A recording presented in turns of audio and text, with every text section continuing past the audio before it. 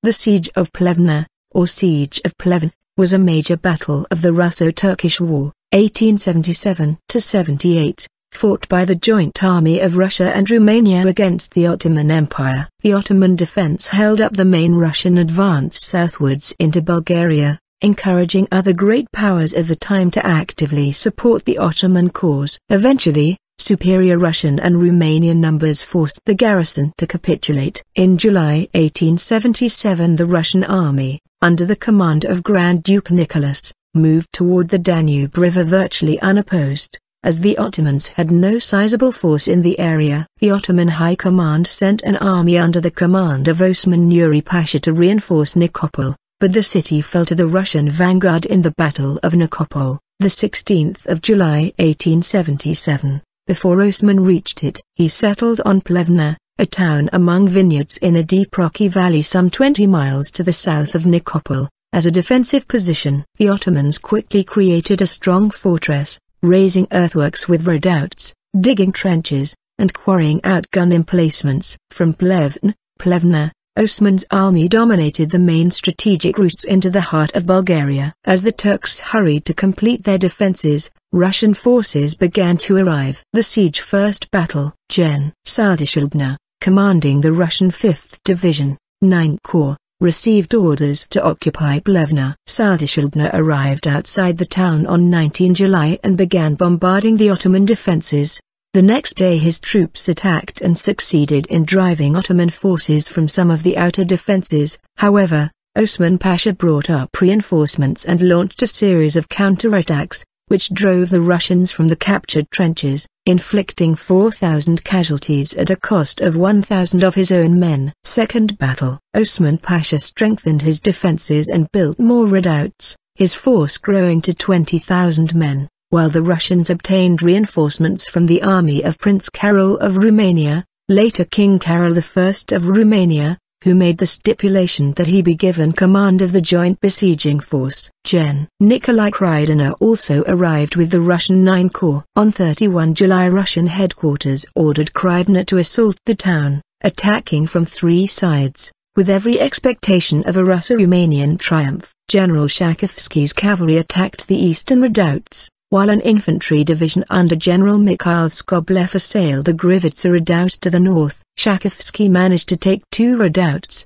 but by the end of the day the Ottoman forces succeeded in repulsing all the attacks and retaking lost ground. Russian losses amounted to 7,300, and the Ottomans to 2,000. After repulsing the Russian attacks, Osman failed to press his advantage and possibly drive off the besiegers.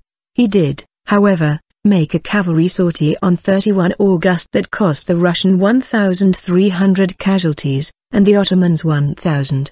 The Russians continued to send reinforcements to Plevne, and their army swelled to 100,000 men, now personally led by the Grand Duke. On 3 September Skobelev reduced the Turkish garrison at Lovch, guarding the Ottoman supply lines, before Osman could move out to relieve it. See main article. Battle of Lovcha. The Ottoman army organized the survivors of Lovch into 3 battalions for the Plevne defenses. Osman also received a reinforcement of 13 battalions, bringing his total strength to 30,000, the highest it would reach during the siege. In August, Romanian troops led by General Alexandru Sanat crossed the Danube and entered the battle with 43,414 men. On 11 September the Russians and Romanians made a large-scale assault on Plevne. The Ottoman forces were dug in and equipped with German Krupp-manufactured steel breech-loading artillery and American-manufactured Winchester repeaters and Peabody Martini rifles. For 3 hours they poured murderous fire into the waves of advancing Russians. Tsar Alexander II and his brother Grand Duke Nicholas watched from a pavilion built on a hillside out of the line of fire. Skobelev took 2 southern redoubts.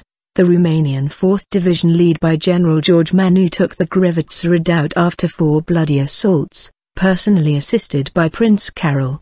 The next day, the Turks retook the southern redoubts, but could not dislodge the Romanians, who repelled 3 counterattacks. From the beginning of September, Russian losses had amounted to roughly 20,000. while the Ottomans lost only 5,000. Growing Russian and Romanian casualties put a halt to frontal assaults. Gen. Eduard Ivanovich Todleben arrived to oversee the conduct of the siege as the army chief of staff. Todleben had proven command experience in siege warfare, having gained renown for his defense of Sevastopol, 1854–1855, during the Crimean War. He decided on the complete encirclement of the city and its defenders. Osman requested permission from his superiors to abandon Plevne and retreat, but the Ottoman High Command would not allow him to do so. By 24 October the Russians and Romanians had closed the ring. Supplies began to run low in the city, and Osman finally made an attempt to break the Russian siege in the direction of Opanets. On 9 December the Ottoman forces silently emerged at dead of night,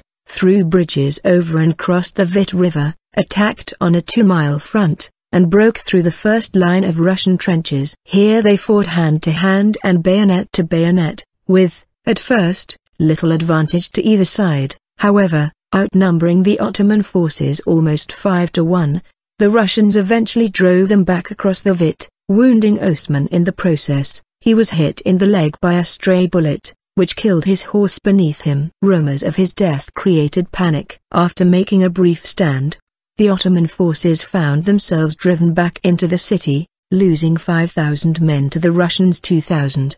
The next day Osman surrendered the city, the garrison and his sword to Romanian Col Mihail Searches. He was treated honorably, but his troops perished in the snows by the thousands as they straggled off into captivity. Plevne is one of the few engagements which changed the course of history. A. J. P. Taylor, The Struggle for Mastery in Europe 1848–1918, Oxford 1954, p.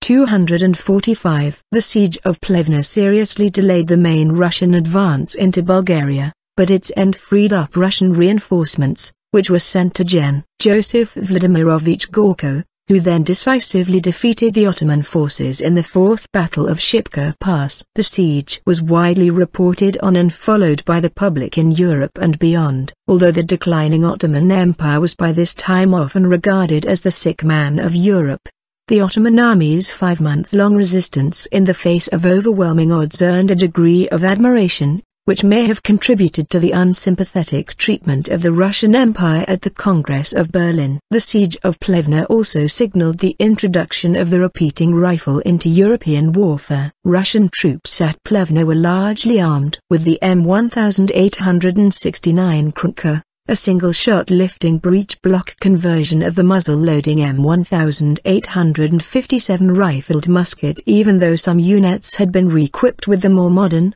but still single-shot, Burden rifle. The old Krunka was soundly outperformed by the more modern single-shot Turkish Peabody Martini rifles, and it became clear that the new Burden rifle had also been rendered obsolete even as it was being introduced into service. Outclassed by the Turkish Winchester repeaters. Reports of the heavy losses suffered by the Russian army at the hands of the Turks at Plevna forced armies across Europe to begin the process of either re-equipping with repeating rifles or finding a way to convert their existing single-shot rifles into magazine-fed weapons.